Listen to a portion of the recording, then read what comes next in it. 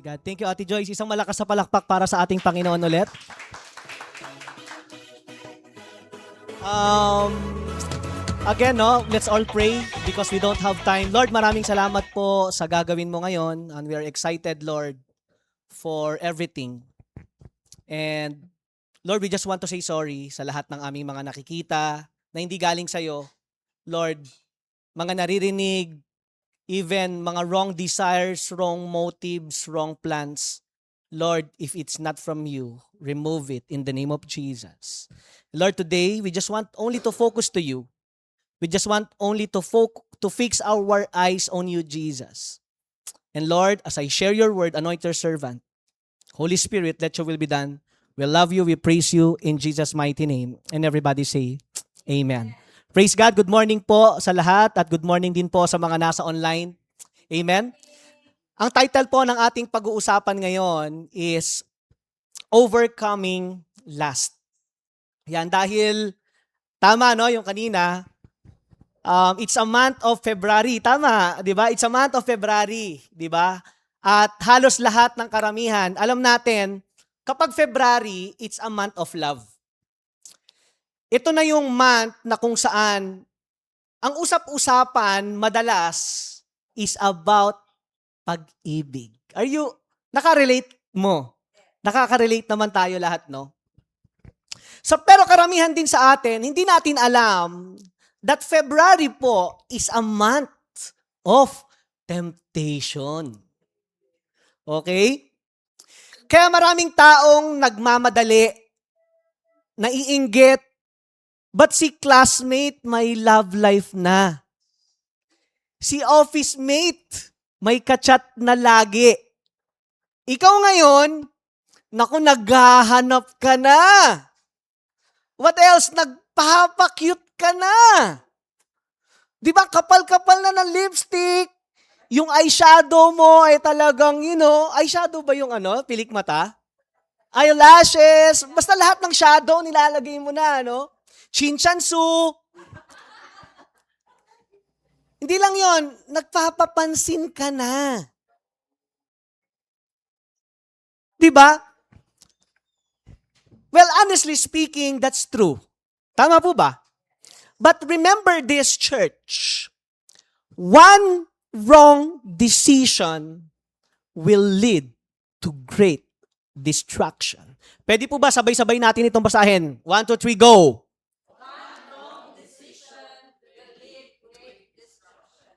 Nangyari po ito kay David and Bathsheba. Well, I heard this in conference, no? Hindi kasi masyadong napag-uusapan si Bathsheba. Nung narinig ko siya, sabi ko, wow! Gusto ko din ito i-share. Kasi lagi nating napag-uusapan si David, yung temptation. But people, hindi napag-uusapan si Bathsheba. Are you ready? Now, in 2 Samuel chapter 11, 1 to 17, dito iikot yung ating pag-uusapan. In the spring, at the time when kings go off to war, David sent Joab out with the king's men and the whole Israelite army. They destroyed the Ammonites and besieged Rabbah. But David remained in Jerusalem. Now, Israel po has two main seasons. Ano na tayo, no? Tuloy-tuloy tayo, no? Israel has main two seasons. I think I have a picture here. Look at this. Ang Israel po ay meron silang winter season and spring season. Kasi nga nasa Israel yung panahon na ito, no? Hindi ito sa Pilipinas. Nasa Israel yung context ng ating pinag-aaralan. So winter is the rainy season in Israel. The time crops are planted. Doon pala sila nagtatanim kapag winter season. And spring was good time. Ito yung winter and ito yung spring. Yung spring po was a good time to go to war because the roads were dry. Meaning to say, tuyo. Kaya pumupunta sila kaya ang gera pala nagaganap tuwing spring, making travel easier for troops movement. Simply, makakalakad at makakagalaw yung wagons and the chariots Kasi nung araw, yun yung kanilang mga tanks. Wala pa naman mga tangke, wala pa mga kotse nung araw. Ang dala-dala nila is wagon or chariots, mga gulong parang kalesa. Now, kaya during spring, doon nagaganap yung mga labanan. So King David sent his men and the whole Israelite army to go to war and destroy the Ammonites.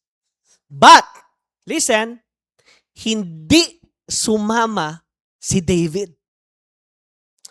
Look at what happened, verse 2. One evening, David got up from his bed and walked around on the roof of the palace. From the roof, he saw a woman bathing, and the woman was very beautiful. I think I have a picture here. So dahil hindi sumama si David, isang gabi, look, habang naglalakad si David sa kanyang palasyo, siguro muni-muni, ano kaya mangyari sa kanila? Gera. Muni-muni. Pagkatingin niya, uy, sino na? Tama ba ako yung Bisaya ko? Okay, correct me. Sino na? Ay, unsa na. Sorry. Kinsa na. Okay, sorry So, nung nakita niya yung babae, sabi, bathing, ibig sabihin, naliligo. Sabi pa ng Bible, sa sobrang ganda, pinahanap agad ito ni David. Verse 3, and David sent someone to find out about her. Puntahan nga yon. So the man said, she is Bathsheba, daughter of Eliam, and the wife of Uriah the Hittite. Wife of Uriah the Hittite. Ibig sabihin, si Bathsheba na naliligo, may asawa. At asawa daw siya ni Uriah. Listen, who is Uriah? Uriah po, ayan, para may picture naman tayo, no? Parang cartoons, ano? Uriah is the Hittite. It is one of David's 30 mighty men. Kasi si David, meron siyang team. At yung team niya, tinatawag nila the 30. At yung the 30 na to, ito yung mga loyal kay David. Ito yung mga warriors ni David na talagang hindi siya iiwan. They are faithful warriors. At isa ito si Uriah. So he is one of the most courageous and loyal men in the nation. And he is the husband of Bathsheba. In verse 4, then David sent messenger to get her. She came to him and slept with her. Sabi now, she was purifying herself from her monthly uncleanness, then she went back home. Kahit na nalaman ni David na asawa ito ni Uriah, na tauhan niya, na warrior niya, David slept with her. And yung word na praise that she was purifying herself in monthly uncleanness, it means that Bathsheba was completing the purification rites following menstruation. I think yung mga babae ay naiintindihan ito, no? In verse 5, the woman conceived and sent word to David, I am pregnant. So here's what happened. Isang araw, dahil nga David slept with Bathsheba, of course, alam na natin kung ano nangyari. Maglabas pa ba ako ng picture? Hindi na, baka magkasala tayo lahat. Pinaalam ni Bathsheba, sabi niya, David, I am pregnant. Look at David's strategy. So David sent this word to Joab, Send me Uriah the Hittite, and Joab sent to David. So nung malaman ni David na nabuntis niya si Bathsheba, pinatawag niya ngayon si Uriah, yung husband. Tingnan mo to Verse 7.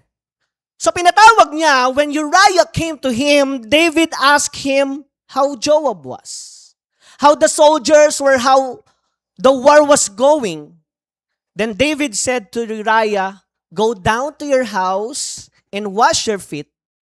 So Uriah left the palace, and a gift from the king was sent after him. Tingnan mo yung pagkukunwaring tanong ni David. Alam niya Alam niya na nabuntis niya yung asawa ni Uriah. Tingnan mo ang strategy. Kilala natin si David, na man of God ito. Pero dito may Sabi ni David, nag-usap sila ni Uriah, Uriah, how's Joab? So si Joab po is the commander-in-chief at isa ito sa mighty warrior ni David. Kumbaga ito yung pinaka-leader, ito yung general si Joab. So sabi niya kay Uriah, kamusta si Joab? Di lang yon, kamusta yung mga soldiers natin? Sige, balikan natin, go. Kamusta yung mga soldiers? How was the soldiers? And how's the war was going? Kamusta yung gera? Kamusta yung labanan?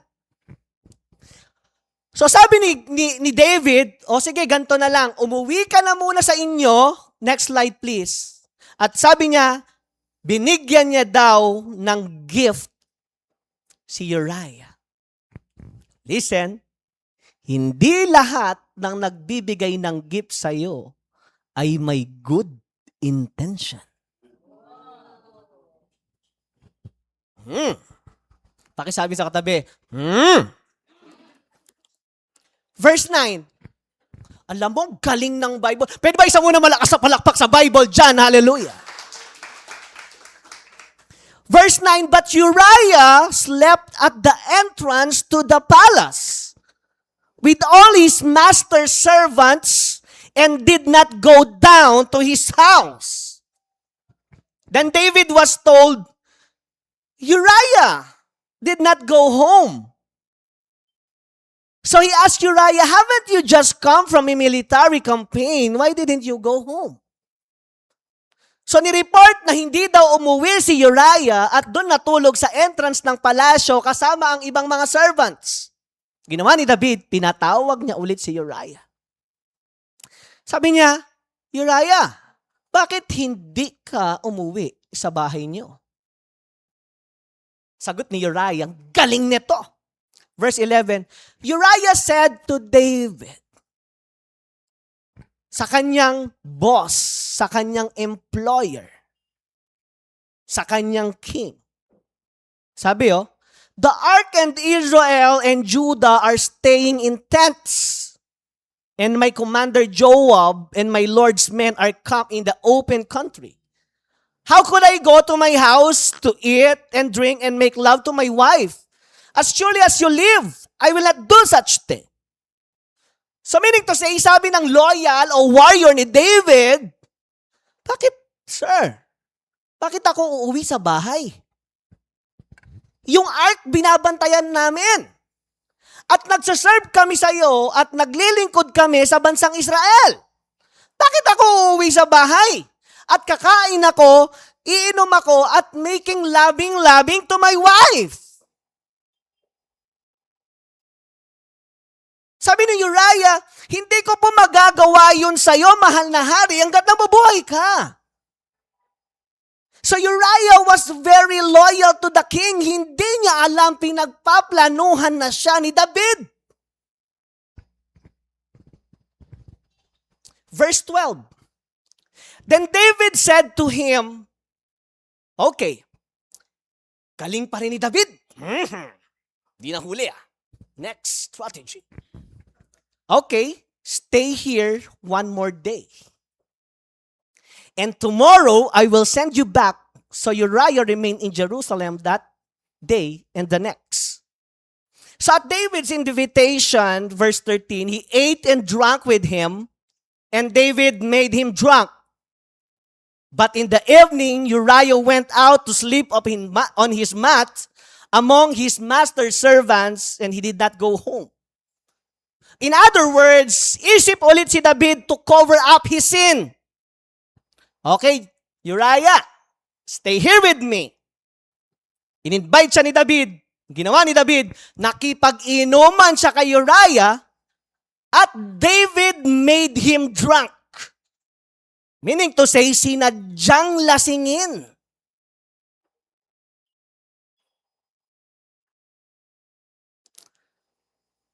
Verse 14 to 17, look at what happened. In the morning, David wrote a letter to Joab and sent it with Uriah.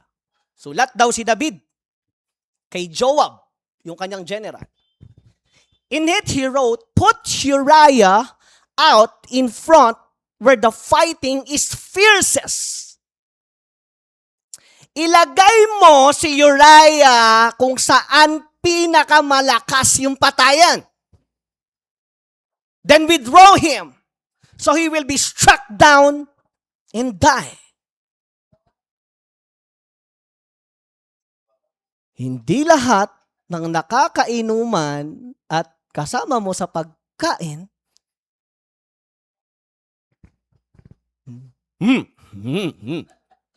Pakisabi ulit sa katabi. Look.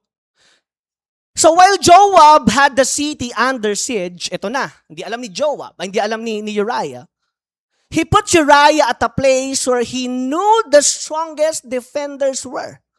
Of course, Joab was loyal to his master. Sunod lang siya sa hari, pero hindi rin kasi alam ni Joab. Nilagay niya, basta sabi ng hari, dito ka, okay, punta doon si Uriah. So when the men of the city came out and fought against Joab, some of the men in David's army fell. Moreover, Uriah the Hittite died.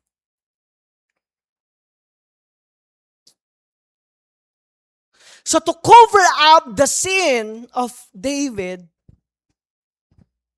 dahil nabuntis niya yung asawa ni Uriah, ginawa ni David, pinapatay niya si Uriah.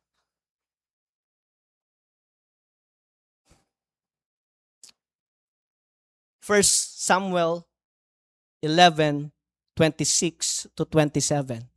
I think parang 2 Samuel yan, no? 2 Samuel 11:26. Kasi yung 1 Samuel ay yan pa yung season ni David. So when Uriah's wife heard that her husband was dead, 2 Samuel yan, she mourned for him.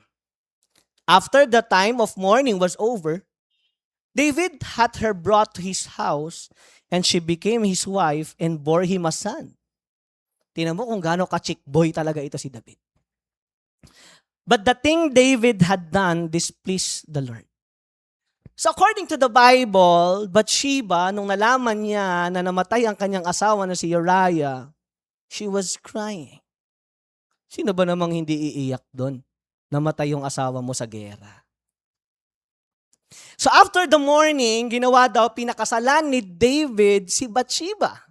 And he brought her to his house, and she became his wife. But, sabi ng Bible, the thing David had done displeased the Lord. Yung ginawa ni David, hindi approve si Lord. Kahit na tagumpay ka, David, nakita na Lord yung nangyari. What is displease? When I study here, displease in Hebrew, sabi yara. Everybody say yara.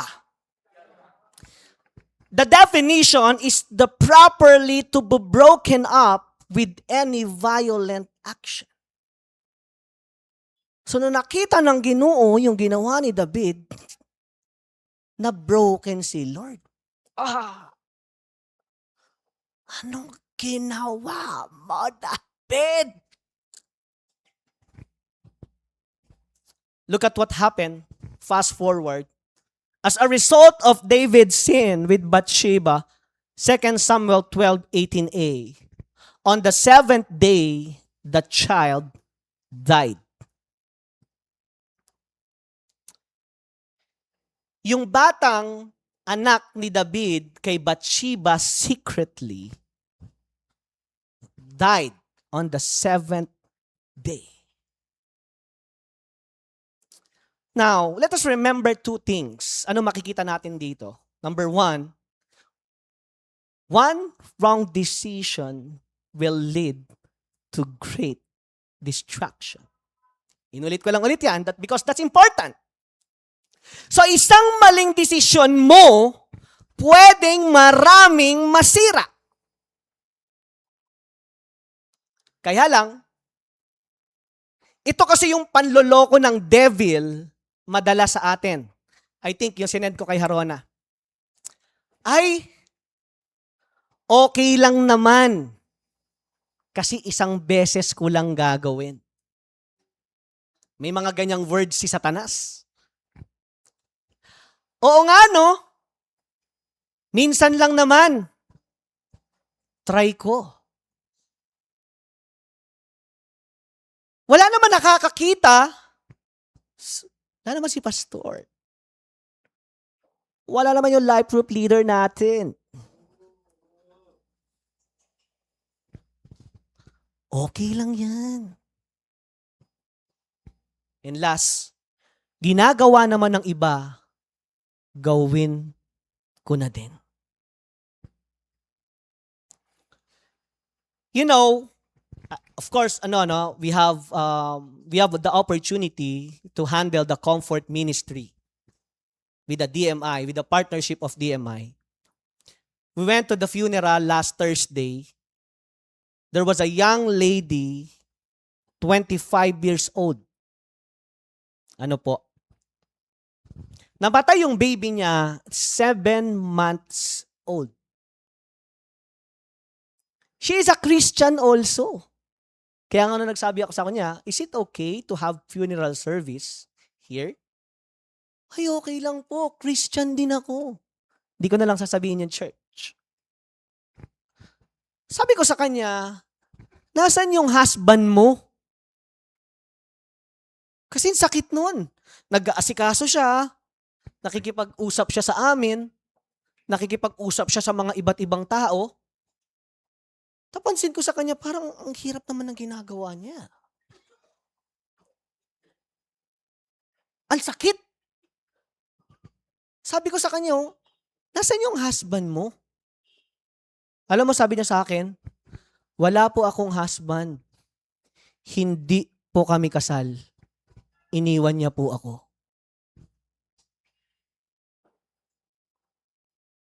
Imagine, sa secret,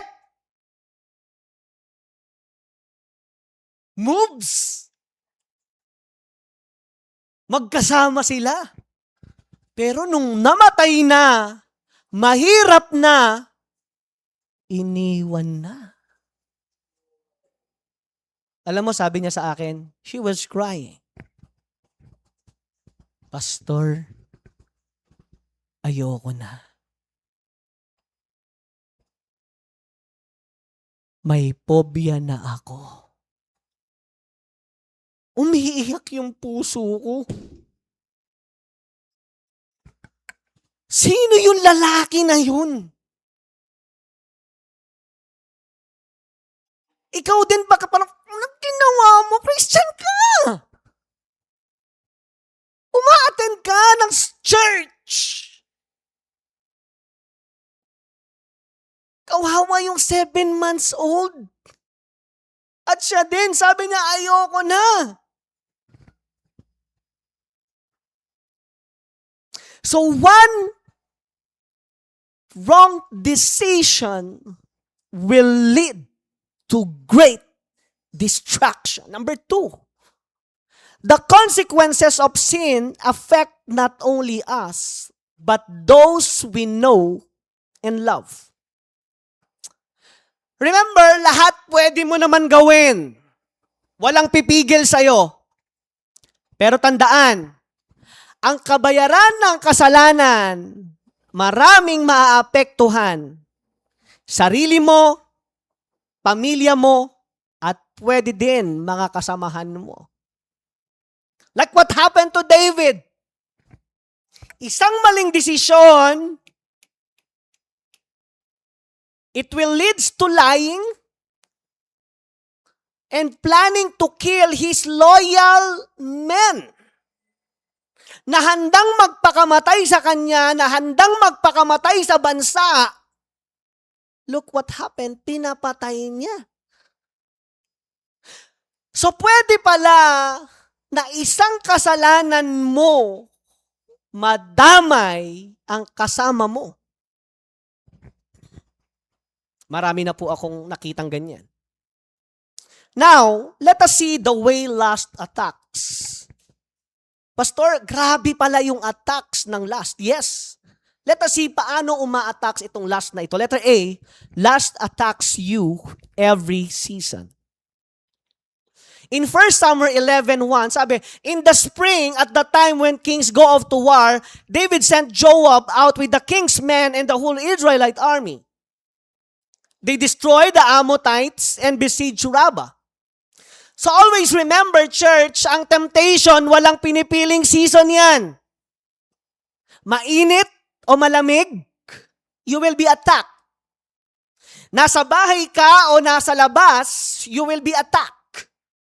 Young or old, you will be attacked. Babae or lalaki, ang last, aatake po sa'yo. Letter B, last attacks when you are not in your position. 1 Samuel 11:1c. But David remained in Jerusalem. So magaling na hari si David, anointed, chosen by God. Magaling na warrior. Magaling na leader. Kaya lang dapat nasa war kasi siya because he's a leader. But look at what happened. He remained in Jerusalem. Kaya tandaan, kapag wala ka po sa posisyon na pinapagawa ng Diyos sa iyo, malakas ang atake ng lust. Letter C. Lust can take over when you're alone. Gusto ko basahin natin ito. Sige, 1, 2, 3, go. 1 Samuel 11:2. One evening, David got up from his bed and walked around on the roof of the palace. So ang lust pala, malakas kapag ikaw ay mag-isa. Let's be honest, sino dito yung gusto niya lagi mapag-isa? Taas ang kamay. Okay. Malakas. Ako, meron akong makakakilala, no? Okay lang ba na gusto ko muna mag-isa? Hindi na lang ako magsasabi. Kasi ano ako sabi niya sa akin, kasi ano ako, anong tawag yung introvert? Yun, yung introvert. Kasi introvert ako eh. Sabi ko sa kanya, introvert din ako. Parang di naman. Actually, I don't care if she is introvert. Ang concern ko, yung devil nagagapang sa kanya kapag siya ay mag-isa. At lahat ng mga taong, na-tempt, not lang lust, even to try to kill themselves. Wala silang kasama. Lagi silang mag-isa. So lust can take over when you're alone. Letter D, lust begin with your eyes. 1 Samuel 11:3. From the roof, he saw a woman bathing. The woman was very beautiful. Church, let us always remember this. Ang lust po is attractive lagi sa'yo. Laging maganda. Laging gwapo. Hindi ka naman matetempt sa, alam mo yon, hindi mo gusto. Ew! Alam ko may standard ka. Okay yun. Pero may mga tao talaga na pag ayaw mo tingnan eh. Pero may mga taong, who's that? Sino yun? Grabe lakas ng aura nito ah. Hindi ka ma-attract, sorry for the word, sa mga hindi maayo. Lagi kang ma-attract sa mga maganda. Sabi, very beautiful. Ma-attract ka sa mga gwapo. Ma-attract ka sa mga macho. So last begin, pero hindi lahat na-attract sa macho. No? Iba gusto malaking tiyan. Iba gusto mukhang daddy. Yes, I know. Meron akong kakilalang ganyan. Hindi, ano bang gusto mo? Ayoko na may abs. Gusto ko yung medyo, parang daddy look. Dad bod. Okay.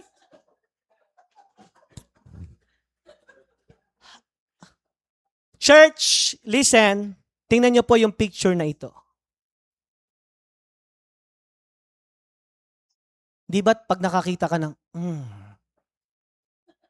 nakaganyan yung itsura. Tingnan mo. Tingnan mo yung katabi mo kung ganyan nga yung mata. Parang haini ah.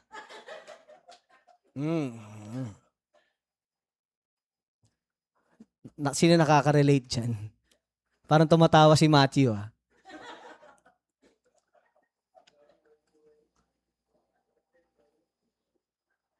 Okay.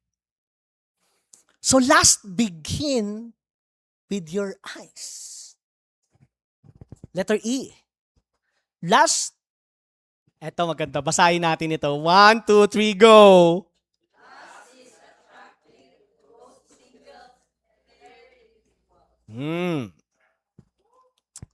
First Samuel 11:3. And David sent someone to find out about her. The man said, she is Bathsheba, the daughter of Eliam and the wife of Uriah the Hittite. Listen, ang laswa po or lust, wala yang pinipili. Kahit single or kahit married. Look at David. Alam niya na hindi naman single si Bathsheba. Asawa nga siya ng 30 niya eh. Pero ang ginawa ni David, I don't care. So lust is attractive whether you are single or whether you are married. Now, in the episode with Bathsheba, look at what happened here. David allowed himself to fall deeper and deeper into sin. As we can see the episode with Bathsheba, nakita natin yung deeper and deeper of sin ni David. Why? Ano yung mga entry point? Paano nangyari ito? Number 1, David abandoned his purpose by staying home from war. So in other words, gusto kasi, imbes na nasa gera si David, imbes na alam mo yung kasama sa mission si David, he abandoned his purpose. King siya eh, hari siya, magaling siyang warrior eh. Kaya lang, mas pinili niya magstay sa kanyang bahay. Number 2, he focused on his own desires. Okay. Nawala siya sa sarili, nawala siya sa focus. Nung lumabas si Bathsheba, naku po, yung own desires niya na yung nasunod. Number 3, when temptation came, he looked into it instead of turning away from it. Nung may dumaan na temptation, gaya ng picture kanina, tinitigan ni David. instead of turning away from it, siguro nag-turn away ulit si David. Nung nakita niya, uy, umikot. Uy, bumalik ulit, no? Uy, umikot ulit. Uy,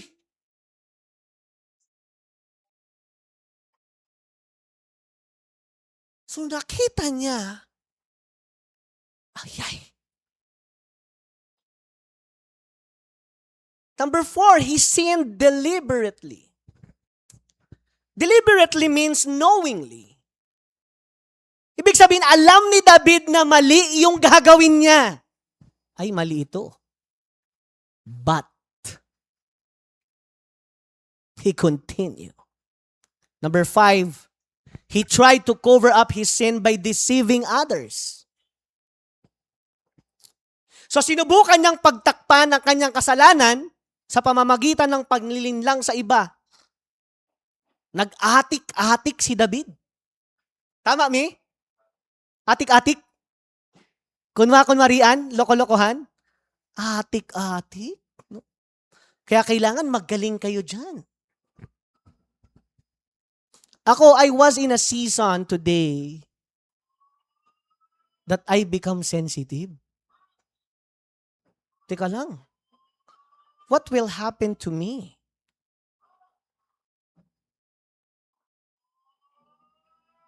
Whoop. Ano ito?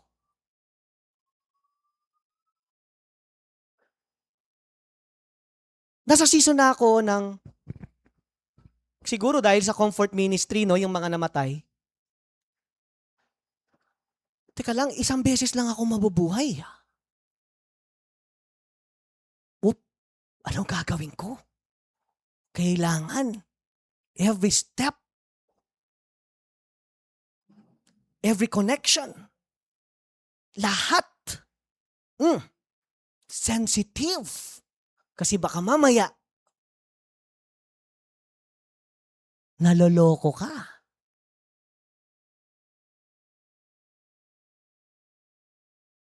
So nag-atik-atik si David. That's why David put both Bathsheba and Joab in difficult situations. So Bathsheba knew it was wrong to commit adultery, but to refuse a king's request could mean punishment or death. Actually, pwede naman talaga mag-no si Bathsheba eh. Kaya lang dahil hari yung nag-request. At kapag nung araw, kapag nag-request yung king, kapag nag-no ka, death. Wala na ngayon nagawa. Ganyan ang powerful people, ano? I think nangyayari naman sa panahon natin ngayon. Because of the corruption, magugulat ka maya-maya, may namatay. Sino yun? Sino yun? Sino yun? But if you will track it, it was involved.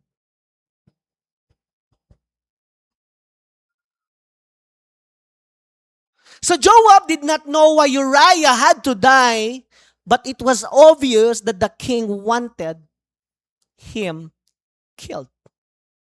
Why? To cover up his sin. May nagawang kasalanan para hindi mahuli, hindi makita, tinago. Number 6, he committed murder to continue the cover-up. Nakagawa pa siya ng pagpatay para pagpatuloy ang pagtatakip. Number 7, the consequence of David's sin were far-reaching, affecting many others.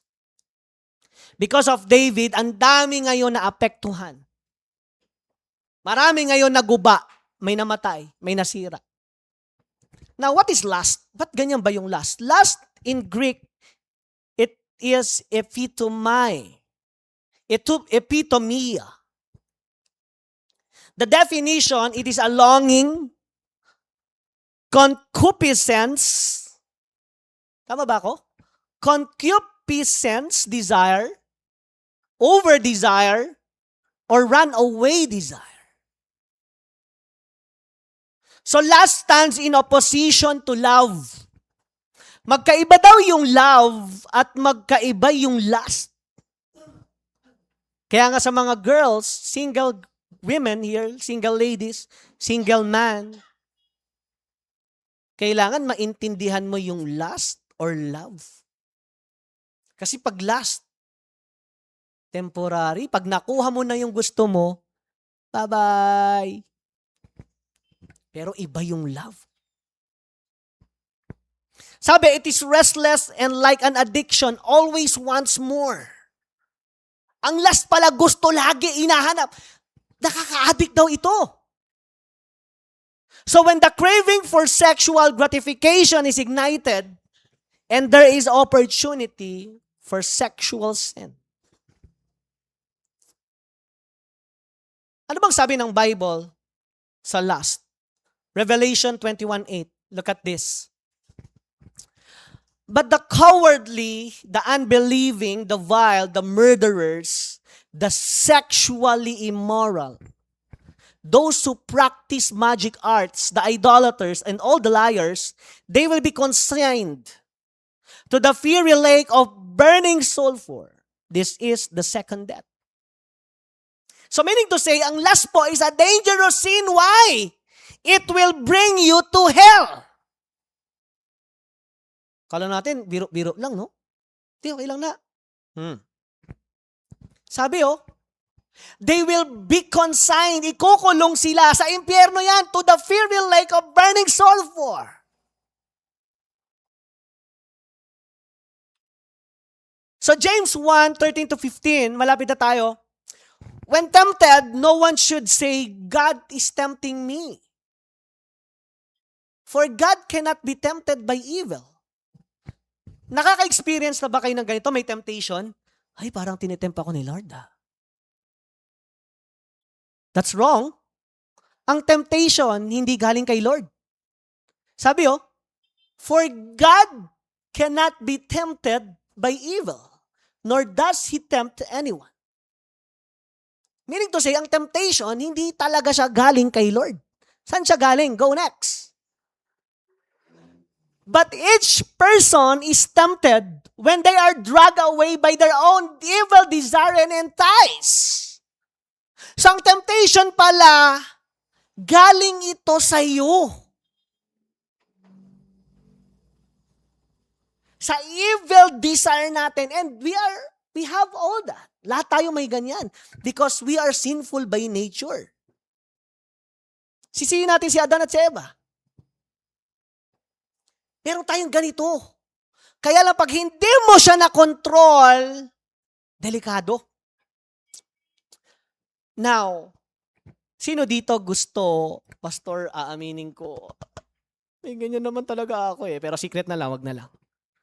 Pero sino dito gusto, matanggal ito, ma-overcome yung last sa buhay niya, taas ang kamay. Sige, isa muna malakas na palakpak para kay Lord.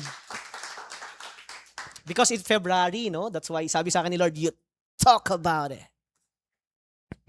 Now, the way to overcome lust. Paano ba natin lalabanan o hindi natin malalabanan yan, no? Kasi malakas yan. Pero paano natin ma-overcome ito? Number 1, galing ulit sa Bible, guard every seasons of your life. Sabay-sabay tayo. 1, 2, 3, go! Parang ayaw nyo, pwede ba malakas talaga yung mag-guard? 1, 2, 3, go! Guard every seasons of your life. Yes! Now, anong season ka ba ngayon? Check mo yung sarili mo. Ikaw muna ito hindi mo na ito yung katabi mo, hindi mo na ito yung, ay bako tito ko yun ay nako ito tatay ko yan Hindi. Ito para sa'yo ito. Anong season ka ba ngayon? Are you student? Kung estudyante ka, of course, mag-aral ka. Are you single? If you're single, you equip yourself first. Tama. You attend trainings. You attend seminars. You level up yourself. Hindi kasi tumatanda na ako Wala yan sa age. No, ang married, or if you want to have a relationship, hindi ito about the age. Dapat malaman mo kung anong season mo. Question, are you enough? Or are you ready to enter the marriage. Ako, nag-promise ako kay Lord, no? Lord, kapag ibibigay mo na yung para sa akin, 1 year, magkakaroon kami ng season of engagement. Then another year, pakakasalan ko na. Wala nang testing period ito. Kasi pagkasal na kayo, puro testing na yun eh. Ang lakas pala humilig nito. Una si sexy-sexy, no? Nung kayo na, grabe, limang mag-rise sa mga inasal.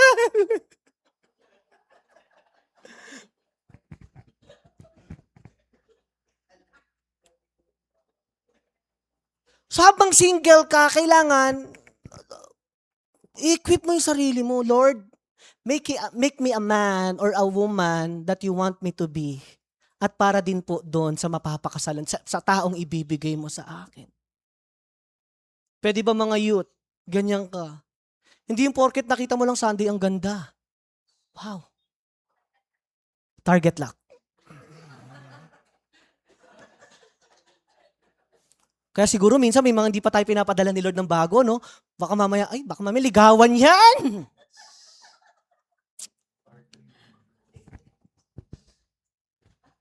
Youth, please. Students, kung nag-aaral ka, yung aral. Hindi nakakakita ko, nagpo-post kayo, puro mga love stories.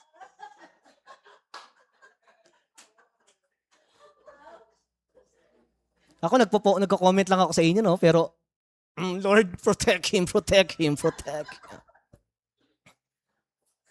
Kasi honestly speaking, naranasan ko din eh, no? Pero I love it, no? Gusto ko yung season na sumunod ako kay Lord.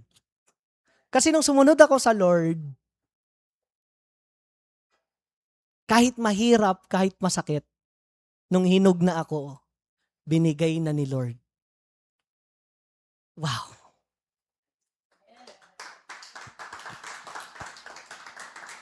And I can say, I enjoy my married life.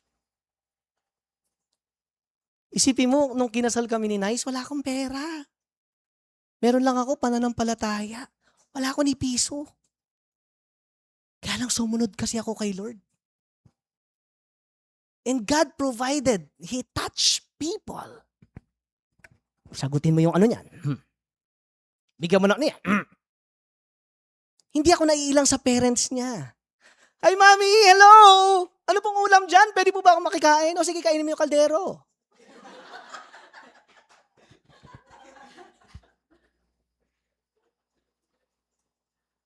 At yung pinaka-the best na narinig ko sa daddy ni Nice, nagpaalam ako. Punta ako sa farm nila. Una sa mga kuya niya muna, no? Hindi pa, syempre, of course, may mga family pa siya, no? Mga barako. Makita niyo ng kuya niya, pag sinuntok ka na, pak! Nagiinuman! Syempre, Manila boy ako, no? Pero sanay naman ako sa mga gera din. Ako lang mag-isa doon, tapang ko. Inuman sila, gabi na. Kuya, kasi syempre hindi naman ako iinom, ano? Alam nila, naglilingkod ako kay Lord eh. Milk lang yan, milk. Pero medyo lasing na. Sabi ko, naku, pag lasing na ito, baka pagtripan ako nito ah. Sabi ko sa kanya, okay lang po ba? May sasabihin ako sa inyo. Ano yun? Pero medyo lasing, no? Ipapaalam ko po pala si Nice. Ano yun? Sabi ko, okay lang po ba naligawan ko po si Nice? At wala po akong planong maging uyab lang siya. Gusto ko na rin po siya pakasalan. Siya na rin po yung pakakasalan ko. Alam mo? Grabe niyakap. Ay, grabe ah. Yakap ako.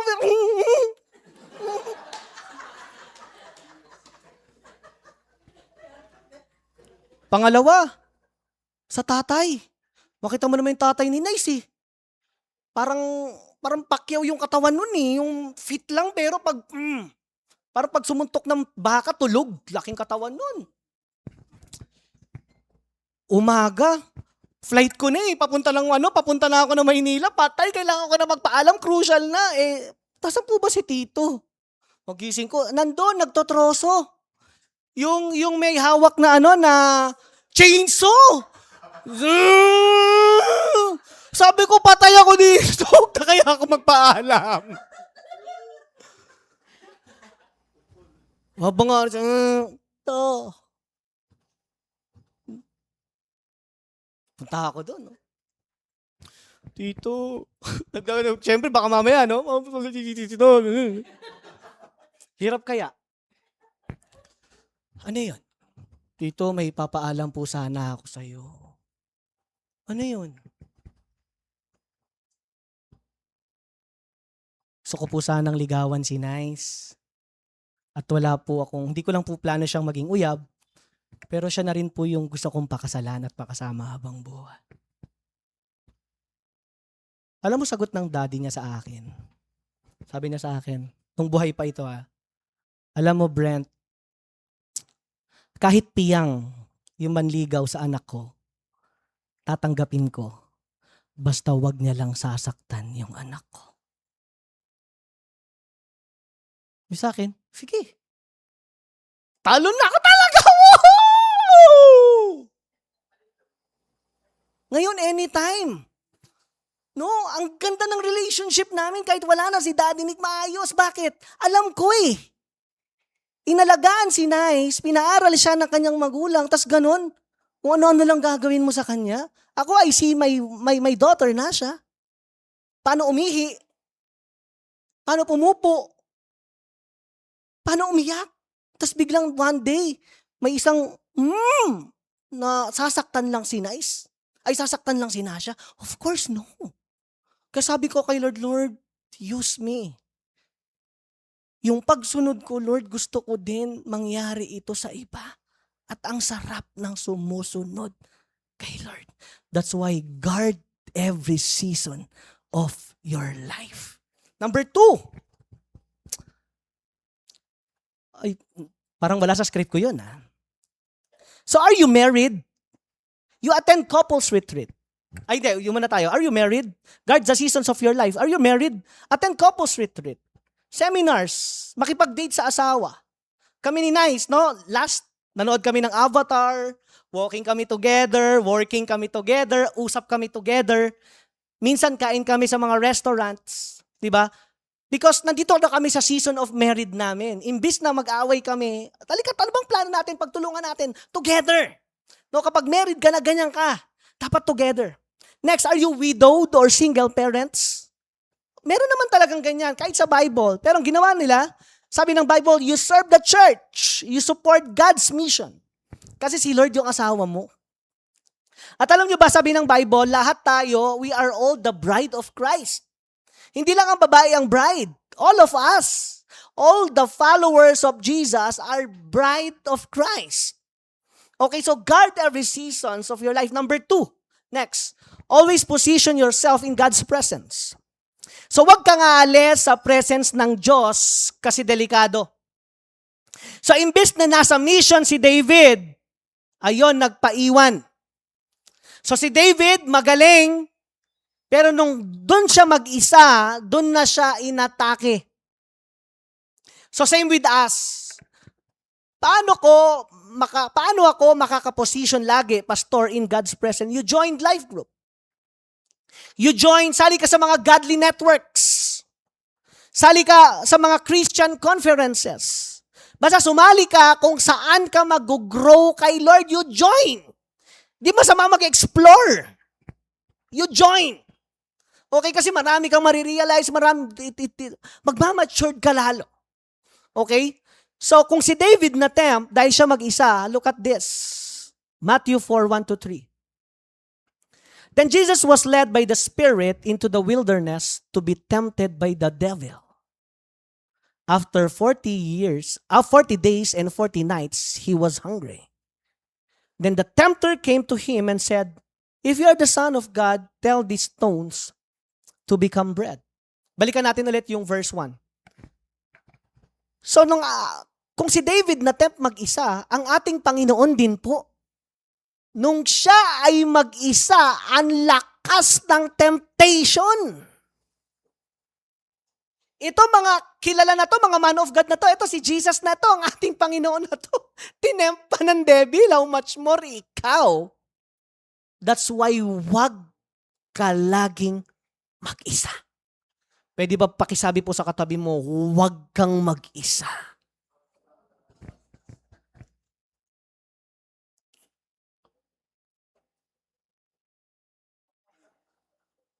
Okay? Number 3, malapit na tayo matapos. Discipline your eyes. Control what you consume. So your brain becomes what you stare at. Scrolling half-naked women, rage news, and loser content poisons you slowly. That's why feed your eyes properly. Ngayon, madali na lang matempt. Bakit? Kasi handy na ngayon yung computer. Handy na ngayon yung temptation. Hindi kagaya nung panahon namin, naabutan ko pa kasi, 90s, dyaryo-dyaryo. No? Titingin ka sa dyaryo ngayon, nasa nasa cellphone na. Isang click lang, may data ka lang, tapos ka na. That's why starting today, you discipline your eyes. Ingatan mo yung mga mata mo. Bakit? Kasi kapag nakita ng mata mo, mako-consume daw ito ng brain mo. That's why you feed your eyes properly. And last, number 4, everybody say, pwede po pakalakas, 1, 2, 3, go. Ito na yung pinakamatindi, you flee. What is flee? 1 Corinthians 6, 18 to 20. Flee from sexual immorality. All other sin a person commits are outside the body. But whoever sins sexually sin against their own body. Do you not know that your bodies are temples of the Holy Spirit, who is in you, whom you have received from God? You are not your own. You were bought at a price. Therefore, honor God with your bodies. So Paul write this to the Corinthian church. Sabi niya, tumakbo kayo. Flee, ibig sabihin, umiwas na kayo. Hindi pag may nandyan na, nilalaro mo pa. Nakita mo na, pinaglalaruan mo pa. So sinabi rin ni Paul kay Timothy that flee youthful lust. Same with Joseph. Joseph flees from the seduction of Potiphar's wife. Pero nung kay David, hindi siya nag-flee. Nung nakita niya si Bathsheba, imbis na umiwas, pinatawag pa kung sino yung babae na yun. Now, 3 things how to flee temptation. Dito po ako mag-i-end. 3 things that will flee temptation. Letter A, ask God in prayer to help you stay away from people, places, and situations that may tempt you. Paano ako makaka-flee? Sabi, you pray. Mag-pray ka kay Lord na matulungan ka, na makaiwas ka sa mga tao. Hindi lang yon, sa mga lugar o sa mga sitwasyon na kung saan dun ka natitempt. Pag alam mong may temptation yung lugar, pag alam mong may temptation yung kasama mo, wag mo nang ituloy yun. Are you still there? So you ask God in prayer na, Lord, everyday yan. Hindi lang yan pag Sunday nung narinig natin ito, no? Hindi, everyday yan hanggat buhay ka. You ask God, Lord, please help me. Hindi ako makapunta o hindi ako makasama sa mga tao. At maganda yan, habang tumatagal ka kay Lord, ipaparealize sa'yo ni Lord, ito yung mga taong iiwasan mo. Hindi mo sila i-abandon. Pero sasabihin ni Lord sa'yo, Nak, do not be connected na to them. Pero kasi may gusto akong plano na mas maayo sa buhay mo. Nung sinabi ni Lord sa akin yan, nung nakita ko na yung mga tao na yon, umiwas na ako. At nung umiwas ako, hindi ko sila inabandon, hindi ko sila in-unfriend. Friend pa rin kami, pero hindi ko na ginagawa yung mga ginagawa nila. Hindi na rin ako nakisama talaga sa kanila. We're still friends. Okay? Pero kung ano yung mga ginagawa nila, hindi na ako nakasama. Pati yung mga lugar na pinupuntahan namin, hindi na rin ako pumunta. Okay, letter B. Memorize and meditate scripture that combat your specific weaknesses. In other words, dapat meron kang Word of God. Meron kang scripture. That's why we are here every Sunday, every life groups, every training, school of discipleship. Why? For us to memorize and meditate the scripture. At kapag may scripture ka, may temptation, may papasok sa isip mo, ay, naku, pag ginawa ko ito, ayaw ito ni Lord. Are you doing that? Do you experience that? Na-experience niyo po ba yon? Na kapag may temptation, may something na, may maling mangyayari sa'yo, may pumapasok sa'yo kagad na scripture, maganda yon. Maganda mag-memorize ka and you meditate the Word of God day and night for you to combat. At yan yung ginamit ng ating Panginoon. Nung tinamp siya ng devil, ang sabi niya, it is written. Tinamp siya ulit ng devil, it is written. Ang panlaban sa devil is the Word of God. Yan na yun. Okay yung mga quotes, pero medyo 10% ka lang dyan. Pero in 99% mo, i-memorize in the meditation of the scripture. Ayan, ang ganda niyan. And last letter C, find another believer with whom you can openly share your struggles and call this person when the temptation strikes. In other words, hanap ka daw ng taong na kay Lord din. Amen.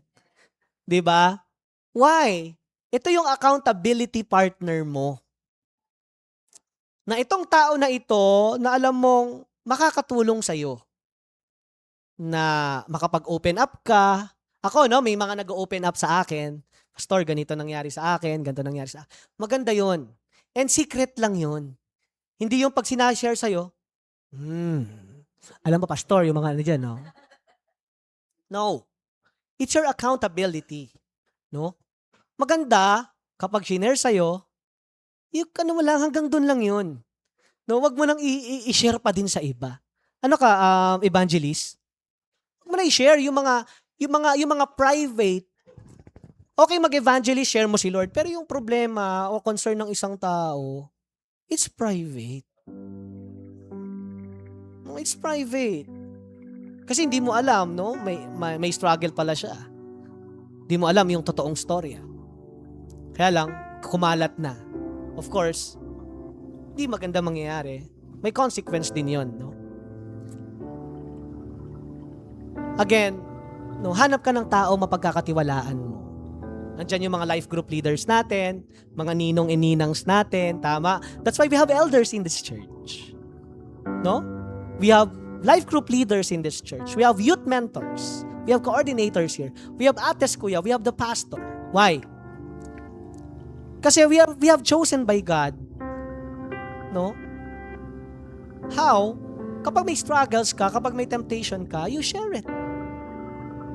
And we will not condemn you. Kasi napagdaanan din namin yan. No? Maganda may ganyan ka. Ang tawag ko dyan, tawag talaga dyan is accountability partner. Pag may temptation, call. Tinetempt ako.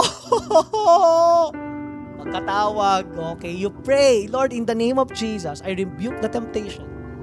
Lord, in the name of Jesus, I cancel. Maganda yon. Amen? Isang malakas na palakpak para sa ating Panginoon. Tatayo tayong lahat. We will all pray. Hallelujah. Lord, we just want to say thank you today for reminding us through your word. And God, we just want to say sorry sa lahat ng aming mga nakita, even sa last, Lord. It's an evil desire. Pwedeng na-adapt namin, namana namin, napasa sa amin, nakwento sa amin, narinig namin, napanood namin. Right now, Lord, we just want to say sorry. And today, I give you time to pray. Kausapin mo si Lord. Sa struggle mo na yan, Lord, nakapanood ako ng pornography. Lord, na-attract ako sa mga single, sa mga married people sexually. Sige, you ask sorry to God right now. Hindi ka kinokondemn ni Lord. Hindi ka pinapahiya ng Diyos. Mas maganda na inaamin mo ito sa Kanya. That's right. Lord, sorry. Starting today, Lord, help us again to start. We pray for strength, endurance, Lord. Tang sabi mo, Lord, that we must guard the every seasons of our life. Bantayan namin ito, nasaan man kami, whether we are students, single, widow, or married, adults, we need to guard it carefully. Number 2, you always position yourself in God's presence. Maganda lagi kang nasa presence ng Lord. You join life group. Sama ka sa mga godly networks, mga godly people. Basta kung saan nandun yung presence ng Lord, punta ka doon. 3, discipline your eyes and control what you consume. Bantayan mo yung mata mo. Kasi lagi ang temptation, unang-una, laging nasa mata. Alam mo, magte-tempt ka dyan, huwag ka nang pumunta. Alam mong pag sinamahan mo yan, matetempt ka, huwag mo na lang samahan. Just remember, David, one wrong decision will lead you to great distraction. Dahil sa isang maling desisyon ni David, it's a great sin that he commit, and it displeases God. And the consequence, namatay yung anak ni David. Hindi lang yon. Maraming nasira sa kanyang family because of the wrong decision. Pinapatay niya pa si Uriah to cover up the sin. It's his loyal men. That's why you discipline your eyes. And number 4, flee. Alis ka na. Takbo ka na. Umiwas ka na. How to flee or pray? You always pray to God. You memorize and meditate Scripture, the Word of God, to combat this temptation. Last, find another believer in whom you can openly share your thoughts, your struggle, and call this person when temptation strikes. Hanap ka ng accountability partner mo na alam mong hindi ka niya iiwan, paglalaban ka niya. Kung babae ka, hanap ka ng babae. And if you're a boy, if you're a man, hanap ka din ng man. Hindi pwedeng babae and lalaki. Marami na akong kilala na fall, even pastors. Maganda accountability partner that will help you in the name of Jesus. Lord, maraming salamat po. Thank you for your word today, how to overcome lust. Ingatan mo po kami sa aming pag-uwi. We are excited, Lord, sa mga gagawin mo pa. Thank you po. We love you. We praise you. In Jesus' mighty name. And everybody say, Amen. Praise God and good morning, good afternoon, everyone. God bless and see you